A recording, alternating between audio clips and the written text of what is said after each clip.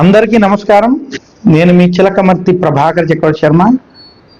అందరికీ మకర సంక్రాంతి శుభాకాంక్షలు. మన యొక్క పురాణాల ప్రకారం, శాస్త్రాల ప్రకారం సంక్రాంతి చాలా విశేషమైనటువంటి ముఖ్యమైన పండుగ. భారతీయ జ్యోతిషాస్త్ర ప్రకారం, మన సనాతన ధర్మం ప్రకారం మనకి సంక్రమణం అనేటువంటిది చాలా విశేషమైనది. సూర్యుడు ఒక రాశిలో నెల రోజుల పాటు సంచరిస్తాడని, సూర్యుడు ఒక రాశి నుండి మరొక రాశికి మారేటువంటి కాలమును సంక్రమణముగా చెప్పడం జరిగింది.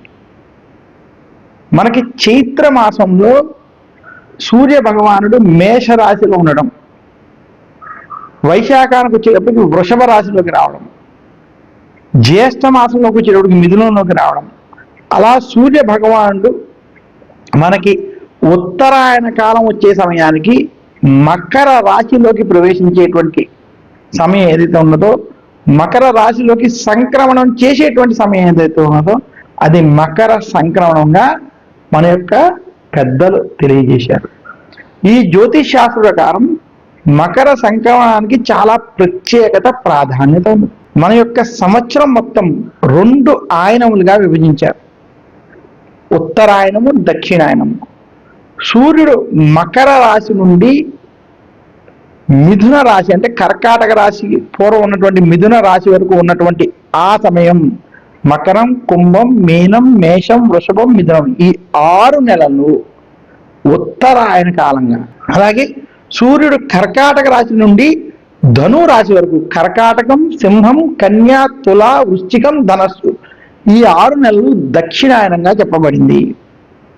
ఉత్తరాయణ పుణ్యకాలం, ముఖ్యంగా ఈ ఉత్తరాయణ కాలం దేవతలకు పగటి కాలంగా, అందుకనే శుభకార్యాలన్నీ ఆచరించుకోవడానికి ఉత్తమమైన ఆయనం మనకి ఉత్తరాయణం. అలాగే దక్షిణాయనం ఏదైతే ఉన్నదో రాక్షసులకి అలాగే పితృదేవతలకి సంబంధించినటువంటి సమయం కాబట్టి దక్షిణాయనంలో మహాలయ అమావాస్య వంటి సమయాలు, అలాగే దక్షిణాయనంలో పూజలు, వ్రతాలు వంటివి ఆచరించుకునేటువంటి విషయాలు మన యొక్క పెద్దలు తెలియజేశారు. అందుకనే ఉత్తరాయణం అంత విశేషమైనది, శుభ ఫలితాలు ఇచ్చేటువంటిది, ఆధ్యాత్మిక సాధకులకి, ఆధ్యాత్మికంలో ఉండేటువంటి వారికి చాలా విశేషమైనది. కాబట్టే మనకి మకర సంక్రాంతి నుండి ఉత్తరాయణ కాలం ప్రారంభమవుతుంది. కాబట్టి ఈ మకర సంక్రాంతికి చాలా విశేషం ఏర్పడింది. మనకి సంక్రాంతికి ముందు వచ్చే రోజు భోగిగా, అలాగే ఏ రోజైతే సూర్యుడు మకర రాశిలోకి ప్రవేశిస్తాడో ఆ రోజు మకర సంక్రాంతిగా, తర్వాత రోజు కనుమ, ఆ తర్వాత ముక్కనుమగా, ఈ 4 రోజులు కలిపి చేసుకునేటువంటి పండగనే సంక్రాంతి పండగ, పెద్ద పండగ అంటారు. ఈ సమయంలో ధాన్యము చేతికొచ్చేటువంటి సమయం కాబట్టి మన యొక్క పూర్వీకులంతా కూడా 2 పంటలు వేసుకునేటప్పుడు ముఖ్యంగా ఈ సంక్రాంతికి చేసుకునేటువంటిది ముఖ్యంగా ధాన్యం ఇంటికి వచ్చేటువంటిది కాబట్టి ఇది చాలా విశేషమైనటువంటి పండుగ. అసలు మకర సంక్రాంతి రోజు, అలాగే భోగి, మకర సంక్రాంతి, కనుమ, ముక్కనుమ, ఈ పండుగలలో అసలు ఏమి చెయ్యాలి, ఎటువంటివి ఆచరించాలి అని మన యొక్క పెద్దలు తెలియజేసినటువంటి అంశాలు మనం చూద్దాం. మకర సంక్రాంతి, ముఖ్యంగా మకర సంక్రాంతికి ముందు రోజు భోగి. ఏ రోజైతే సూర్యుడు మకరంలోకి ప్రవేశిస్తాడో దాని ముందు రోజు భోగి రోజు. ఈ రోజు సూర్యోదయా పూర్వమే లేవాలి. తెల్లవారుజామున 3:30, 4, 4:30 ఈ సమయంలో బ్రహ్మ ముహూర్తంలో భోగి మంటలను వెలిగించాలి. మన యొక్క పూర్వీకులు ఈ రోజు నుంచే, ఉత్తరాయణం ప్రారంభం నుంచే కొత్త సంవత్సరంగా కూడా భావిస్తూ ప్రతి సంవత్సరం ఇంట్లో పాడైపోవడానికి సిద్ధంగా ఉన్నటువంటి వాటిని, ముఖ్యంగా చెక్కతో చేసినటువంటి వాటిని ఏవైతే ఉపయోగకరంగా లేవో అవి తీసేసి కొత్త వస్తువులను కూడా తెచ్చుకోవాలనేటువంటి సాంప్రదాయాన్ని ఇందులో పెట్టారు. అందుకనే భోగి రోజు ముఖ్యంగా ఆవు పిడకలు, కర్రలు వంటి వాటిని ఉపయోగించి అక్కడ భోగి మంటలను వేయడం, ఆ భోగి మంటల్లో అగ్ని దేవతలని, సూర్యుడిని స్మరించుకోవడం, ఆ భోగి మంటలు వెలిగించిన తర్వాత ఏదైతే విభూతి భస్మం మనకి వస్తుందో దాన్ని ధరించడం మన సనాతన ధర్మంలో పెద్దలు అందించినటువంటి గొప్ప విశేషం. ఇంకా సూర్యుడు మకర రాశిలోకి ప్రవేశించినటువంటి సమయాన్ని మకర సంక్రాంతిగా మనం చెప్పుకున్నాం. అలా సూర్యుడు మకర సంక్రమణం జరిగినటువంటి రోజు గనక తెలిసి కానీ తెలియక కానీ సూర్యనారాయణమూర్తిని ఈరోజు పూజించినటువంటి వారికి సకల శుభాలు కలుగుతాయి. ఇంటిలో ఎవరికైనా అనారోగ్యం ఉన్నా, ఆరోగ్య సమస్యలున్నా, ఆయుష్కు సంబంధించిన ఇబ్బందులున్నా అవన్నీ తొలగిపోవడానికి ఈ రోజు గనక సూర్యారాధన, సూర్యుడిని పూజించినటువంటి వారికి సకల శుభాలు కలుగుతాయి. మకర సంక్రమణం జరిగేటువంటి మకర సంక్రాంతి రోజు ఆచరించవలసిన కొన్ని ముఖ్య నియమాలు. మకర సంక్రాంతి రోజు సూర్యోదయానికి పూర్వమే పుణ్య నదీ స్నానం ఆచరించమంది శాస్త్రం. ఈరోజు గంగా, గోదావరి, కృష్ణ, కావేరి, యమున వంటి పుణ్య నదుల్లో స్నానం ఆచరించడం, పితృదేవతలకి తర్పణాలు వంటి వదలడం చాలా విశేషం. ఇలా కుదరని పక్షంలో ఇంటిలో అయినా సరే తల స్నానాన్ని ఆచరించాలి. ఈ రకంగా ఈరోజు తల స్నానాన్ని ఆచరించి కొత్త బట్టలను ఈరోజు ఖచ్చితంగా కట్టుకోవాలి. అలాగే ఈరోజు ముఖ్యంగా ఇంటి ఇలవేల్పుని పూజిస్తూ సూర్యనారాయణమూర్తిని పూజించమని శాస్త్రం. బెల్లంతో పరవాన్నాన్ని వండాలి, పాయసం కాదు. ఇక్కడ బెల్లం పరవాన్నాన్ని వండి సూర్యనారాయణమూర్తికి నివేదన చేయాలి. ముఖ్యంగా ఆవు పాలు, ఆవు నెయ్యి, బెల్లము ఈ మూడిటితో ఏ వ్యక్తి అయితే పరవాన్నాన్ని చేసి దాని మీద కొంత తేనె వేసి సూర్యనారాయణమూర్తికి గనక సమర్పించి వారికి అవకాశం కుదిరినట్లయితే సూర్య నమస్కారాలు వంటివి చేయడం, సూర్యాష్టకం వంటివి పఠించడం, ఆదిత్య హృదయం వంటివి పఠించడం, వేదం నేర్చుకున్నటువంటి వారైతే అరుణం వంటివి పారాయణం చేయడం చేత సకల శుభాలు కలుగుతాయి. ఈరోజు ఎవరైనా కానీ తెలిసి కానీ తెలియక కానీ తతో యుద్ధ పరిశ్రాంతం సమరే చింతయా స్థితం రావణం చాకృతో దుష్టో యుద్ధాయ సంపస్థితం దైవతైశ్చ సమాగమ్య ద్రష్టుమభ్యాగతోరం ఉపగమ్య బ్రవిద్రామ అగస్త్యో భగవాన్ ఋషి అనేటువంటి ఆదిత్య హృదయాన్ని ఈరోజు పారాయణం చేయడం వల్ల వారికి సకల కోరికలు నెరవేరుతాయి, శత్రునాశనం జరుగుతుంది. అందుకనే స్పష్టంగా చెప్తారు ఆదిత్య హృదయం, రామ రామ మహాబాహో శృణుగుహ్యం సనాతనం ఏన సర్వాన్నరేన్వస్స సమరే విజయిష్యసి ఆదిత్య హృదయం పుణ్యం సర్వశత్రు వినాశనం జయావహం జపే నిత్యం అక్షయం పరమం శుభం. హే రామచంద్రమూర్తి ప్రభో, సునుగుహ్యం అంటే వినవయ్య, సనాతనం ఏన సర్వాన్నరేన్వస్స ఏ వ్యక్తి అయితే ఈ ఆదిత్య హృదయాన్ని పారాయణం చేస్తారో వారికి అక్షయం పరమం శుభం, చాలా విశేషమైనటువంటి అక్షయమైనటువంటి శుభాలు కలుగుతాయి అని స్వయంగా వశిష్ఠుల వారు రామచంద్రమూర్తికి తెలియజేసినటువంటి ఈ ఆదిత్య హృదయాన్ని కానీ తెలిసి కానీ తెలియక కానీ మకర సంక్రాంతి రోజు చదివినా విన్నా వారికి విశేషమైనటువంటి పుణ్యఫలం లభిస్తుంది. వారి యొక్క అనారోగ్య సమస్యల తొలగి శుభాలు కలుగుతాయి. మకర సంక్రాంతి రోజు ప్రతి ఒక్కరూ నువ్వుల నూనెతో తైలాభ్యంగన స్నానం చేయమంది శాస్త్రం, సూర్యారాధన చేయమంది శాస్త్రం. ఈరోజు సూర్య భగవానికి సంబంధించినటువంటి ఆలయ దర్శనాలు, నవగ్రహ ఆలయ దర్శనాలు, అలాగే కులదేవతకి సంబంధించినటువంటి ఆలయ దర్శనాలు వంటివి చేయడం, ఇంటిలో తులసి కోట వద్ద సూర్యనారాయణమూర్తి ఎదురుకుండా దీపారాధన వంటివి ఆవు నేతితో చేయడం లేదా నువ్వుల నూనెతో చేయడం చాలా విశేషంగా శాస్త్రాలు తెలియజేశాయి. ఇంతటి విశిష్టత ఉన్నటువంటి పండగ కాబట్టి మకర సంక్రాంతి చాలా విశేషమైనది. భోగి, మకర సంక్రాంతి, కనుమ, ముక్కనుమ ఈ నాలుగు కూడా మనకి సంక్రాంతికి సంబంధించినటువంటి విశేషమైన ప్రత్యేకమైన పండుగలు. సూర్యుడు ఒక రాశి నుండి మరొక రాశికి మారడం, అందులోనూ ధనువు రాశి అయినటువంటి బృహస్పతికి సంబంధించినటువంటి రాశి నుండి మకర రాశి అయినటువంటి శని సంబంధించినటువంటి రాశిలోకి ప్రవేశించడం చేత మనకి ఉత్తరాయణ పుణ్యకాలము ప్రారంభం చేత మకర సంక్రాంతి ప్రత్యేకమైంది. మహాభారతంలో భీష్ముడు ఉత్తరాయణం కోసం వేచి ఉండి మకర సంక్రాంతి అయిన తర్వాత మాఘమాస శుక్లపక్ష ఏకాదశి భీష్మ ఏకాదశికే తన యొక్క ప్రాణాలు విడిచిపెట్టినట్టు కూడా మహాభారతం స్పష్టంగా తెలియజేస్తుంది. అందుకనే మకర సంక్రాంతి ఉత్తరాయణ పుణ్యకాలం అంతటి ప్రాధాన్యత ఏర్పడ్డాయి. ఇంకా ప్రతి సంక్రమణానికి ఒక ప్రత్యేకత ఉన్నట్లే మకర సంక్రమణానికి చాలా విశేషం ఉన్నది. చాలా మంది సత్యనారాయణ స్వామి వ్రతాలు ఆచరిస్తారు. మకర సంక్రాంతి రోజు సూర్యనారాయణని పూజించడం ఎంతటి విశేషమో, ఇంటిలో శుభాలు జరగాలంటే ఇంటిలో గనక ఈ రోజు మకర సంక్రాంతి రోజు తెలిసి కానీ తెలియక కానీ సత్యనారాయణ స్వామి వ్రతాన్ని ఆచరించడం అతి ఉత్తమం అని శాస్త్రం చెప్పింది. ఈ రోజు ఏ వ్యక్తి అయినా మకర సంక్రాంతి రోజు సత్యనారాయణ స్వామి వ్రతాన్ని గనక స్వగృహమునందు కానీ, గోశాల యందు కానీ, దేవాలయాల యందు కానీ, అన్నవరం వంటి క్షేత్రముల యందు కానీ ఆచరించినట్లయితే దానికి విశేషమైన ఫలితం ఉంటుంది.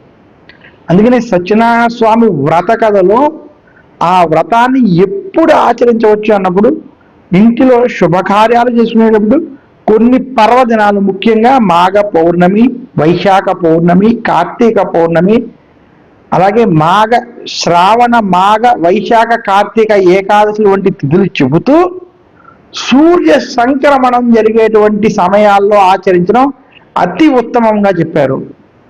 అందులోనూ సూర్యుడు మకర రాశిలోకి ప్రవేశిస్తూ ఉత్తరాయణ ప్రారంభంలో గనక సత్యనారాయణ స్వామి వ్రతాన్ని ఆచరించడం లేదా విశేషమైనటువంటి మకర సంక్రాంతి రోజు, మకర సంక్రమణం ఏర్పడేటువంటి రోజు విశేషంగా ఏ వ్యక్తి అయినా సరే ఈరోజు ప్రత్యేకించి గంగా యమున లేదా గంగా యమున సంగమ ప్రాంతమైనటువంటి ప్రయాగ వంటి క్షేత్రాలు, గోదావరి, కృష్ణ, కావేరి వంటి నదులలో గనక స్నానం ఆచరించి సూర్య నమస్కారాలు చేసి సూర్యునికి అర్ఘ్యము వదిలి దేవతలకి, పితృదేవతలకి తర్పణాలు వంటి వదిలినటువంటి వారికి, దేవతలకి పితృదేవతలకి తర్పణాలు వదిలినటువంటి వారికి చాలా విశేషమైనటువంటి పుణ్యఫలం లభిస్తుందని శాస్త్రాలు తెలియజేశాయి. మకర సంక్రాంతి రోజు మనం ఆచరించవలసినటువంటి అనేక ముఖ్యమైన విషయాలలో దేవతలకి తర్పణాలు వదలడం, పితృదేవతలకి పితృతర్పణాలు వదలడం చాలా విశేషం. ఏ వ్యక్తి అయినా మకర సంక్రాంతి రోజు పితృదేవతను స్మరించుకుని వారికి తిలవలతో కూడినటువంటి తర్పణాలు గనక వదిలినట్లయితే వారు పితృదేవతల యొక్క అనుగ్రహం చేత శుభ ఫలితాలను పొందగలరు. మకర సంక్రాంతి రోజు ఆచరించవలసినటువంటి ముఖ్య విషయాల్లో స్నానం, దానం, జపం, తపం, సూర్యారాధన, ఈ 5 విషయాలు ప్రత్యేకంగా పాటించాలి, గుర్తించుకోవాలి. ముఖ్యంగా మకర సంక్రాంతిలో మొట్టమొదటిది స్నానం, పుణ్య నదీ స్నానం ఆచరించడం. కుదరని పక్షంలో ఇంటిలో తైలాభ్యంగన స్నానాన్ని ఆచరించడం అతి ఉత్తమం, చెయ్యాలి ఈరోజు ఖచ్చితంగా. అలాగే స్నానం తర్వాత నూతన వస్త్రాలు వంటివి ధరించి ఈరోజు మీ శక్తి కొలది దానము చేయమన్నారు. గోశాలకెళ్ళి గోవులకి గ్రాసము వంటి వేయాలి. గోవులకి మనం ఎటువంటివి సమర్పించాలి అనేటువంటి కూడా దానంలో చూడాలి. గోవులకి ప్రప్రథమంగా గ్రాసము అంటే అవి తినేటువంటి గ్రాసం, గడ్డికి సంబంధించినటువంటి ఏమున్నాయో అవి చూసి పెట్టడం చాలా అతి ఉత్తమం. గోసేవ అంటే అదే. గోవులకి ఏది పడితే అది పెట్టకూడదు, శాస్త్రం చెప్పింది. గోవులకి పెట్టేటువంటి వాటి విషయంలో ముఖ్యంగా గ్రాసం, అందులో తోటకూర వంటివి గోవులకి పెట్టడం చాలా ఆరోగ్యం, గోమాత ఆనందంగా ఉంటుంది, అది చాలా ప్రశస్తం అని మన యొక్క శాస్త్రాలు తెలియజేసాయి. అలాగే గోవులకి బెల్లాన్ని పెట్టమని, గోవులకి బెల్లమును ఆహారముగా ఇవ్వడం చేత పితృదేవతలు ఆనందిస్తారు. అందుకని గోవుకి గ్రాసము, బెల్లము వంటివి ప్రత్యేకంగా పెట్టడం చేత చాలా విశేషమైనటువంటి పుణ్యఫలం లభిస్తుంది మకర సంక్రాంతి.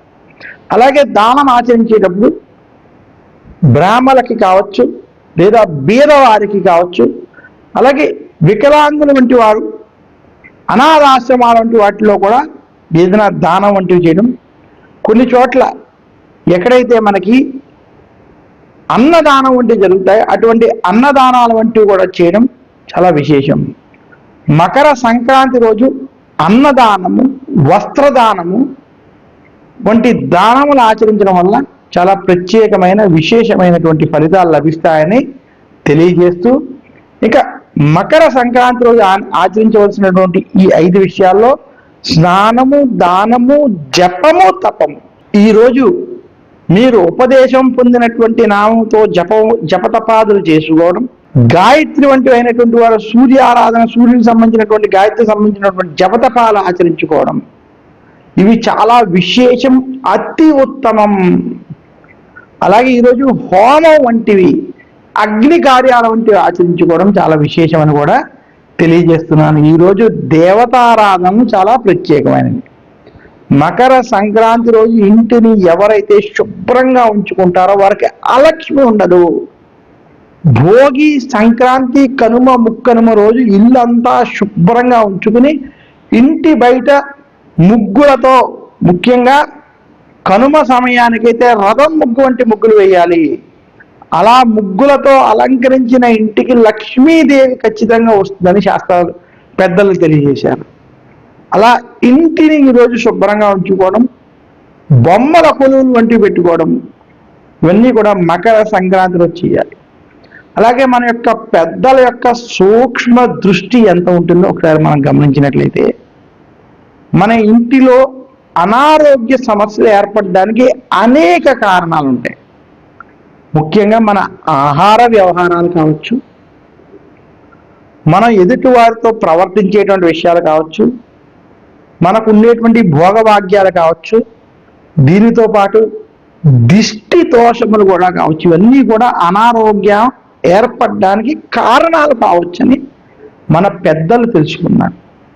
అటువంటి ఈ అనారోగ్యాలు మనకి రాకుండా ఉండాలంటే మకర సంక్రాంతి రోజు ఏమి ఆచరించాలి అంటే సూర్యనారాయణమూర్తిని పూజించమని చెప్పారు.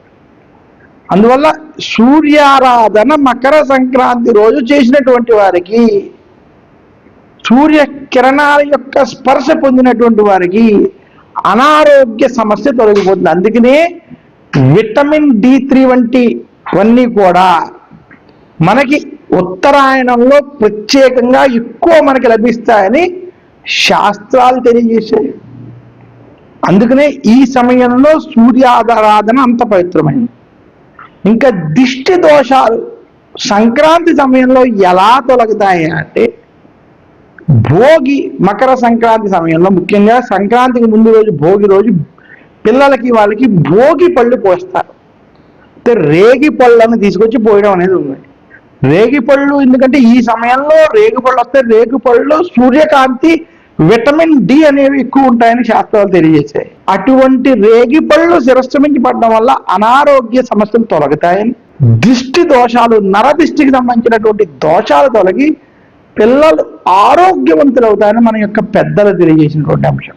ఇలా ఆహ్లాదకరంగా వారిని కూడా ఉత్సాహపరుస్తూ ఆరోగ్యకరమైనటువంటి అనేక విషయాలని పాటిస్తూ ఈ పండుగలు ఆచరించమని మన యొక్క పెద్దలు, పూర్వీకులు మనకు అందించినటువంటి గొప్ప విషయాలు ఈ మకర సంక్రాంతితో ముడిపడి ఉండడం చేత మకర సంక్రాంతి చాలా ప్రత్యేకమైనది, విశేషమైనది. ఇలా మకర సంక్రాంతి రోజు ఎవరైతే భోగి పళ్ళు పోస్తారో వారి ఇంట్లో దిష్టి దోషాలు తొలగి, ఆ దిష్టికి సంబంధించినటువంటి అనారోగ్య సమస్యలు తొలగుతాయి.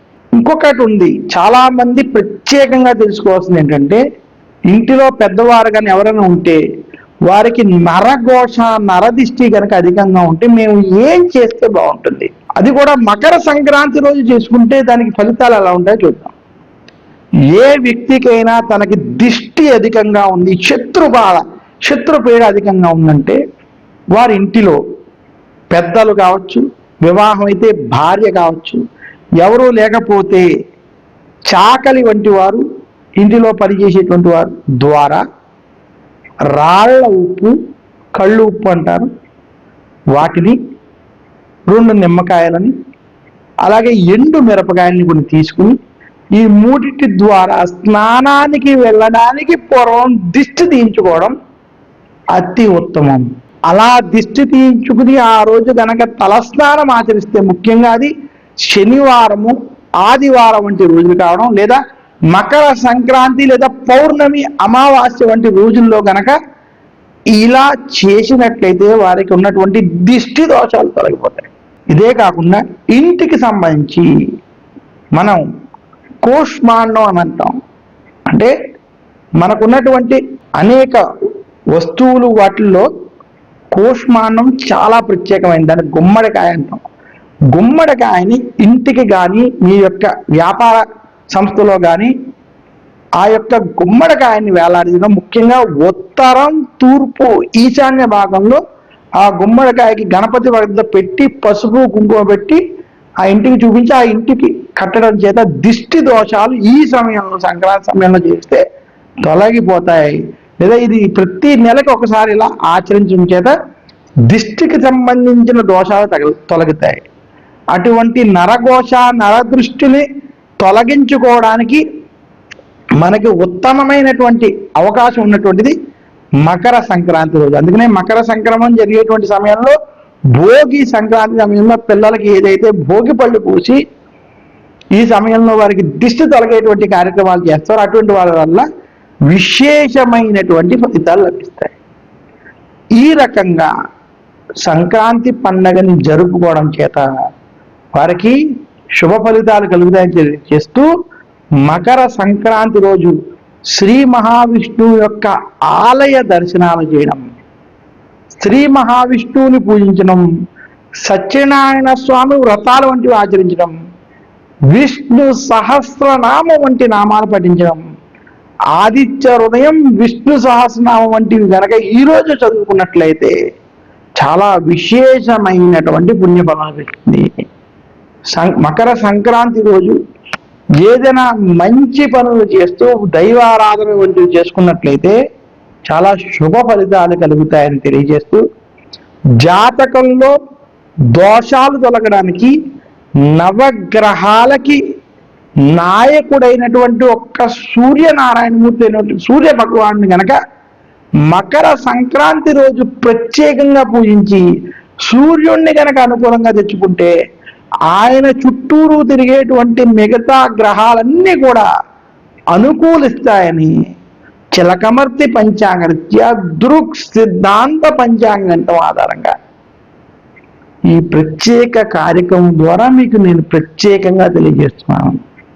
అందుకనే నవగ్రహ పీడ నుంచి బయటపడడానికి, సూర్యగ్రహ బలాన్ని పెంచుకోవడానికి, నరఘోష, నరదృష్టి వంటివి తొలగించుకోవడానికి, ఆరోగ్య ఐశ్వర్యాలు పొందడానికి భోగి, మకర సంక్రాంతి, కనుమ, ముక్కనుమ వంటి పండుగలు చాలా ముఖ్యమైనవి.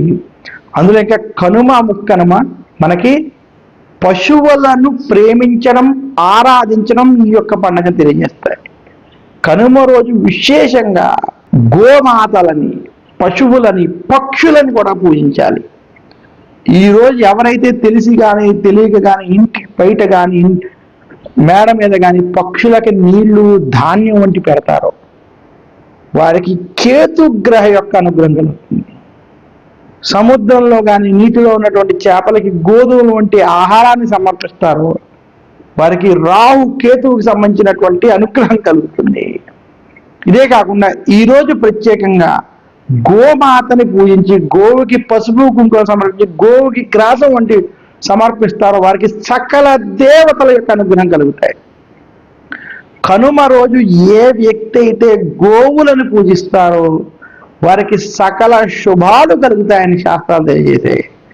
అందుకనే భోగి, మకర సంక్రాంతి, కనుమ ఇది మనకి పెద్ద పండుగ, ప్రత్యేకమైన పండుగ, విశేషమైనటువంటి పండుగని శాస్త్రాలు మనకి ప్రత్యేకంగా తెలియజేశాయి.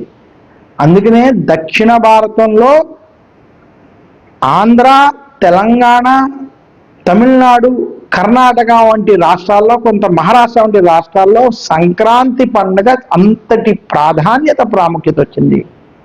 చలిని పారదూరుతూ, ఉత్తరాయణాన్ని ఆహ్వానిస్తూ, దేవతలని మేలుకొలుపుతూ, శుభ కార్యాలు చేసుకోవడానికి అనుకూలంగా ఉండేటువంటి వాతావరణాన్ని కల్పించుకునేటువంటి గొప్ప పండుగ ఏదైనా ఉందంటే మకర సంక్రాంతి పండుగ అని తెలియజేస్తూ, ఈరోజు ఎవరైతే సూర్యనారాయణమూర్తిని 4 రోజులు పూజిస్తారో శ్రీ మహావిష్ణువు యొక్క ఆలయాలను దర్శించుకుంటారో, అలాగే పశుపక్షాదుల్లోనూ మానవుల అందరిలో కూడా దైవాన్ని చూస్తారో, ప్రకృతిని కాపాడుకుంటూ ప్రకృతిలో భాగంగా ముందుకు వెళ్తారో అటువంటి వారికి సకల శుభాలు కలుగుతాయని తెలియజేస్తూ మరొక్కసారి అందరికీ మకర సంక్రాంతి శుభాకాంక్షలు తెలియజేస్తూ సెలవు తీసుకుంటాను.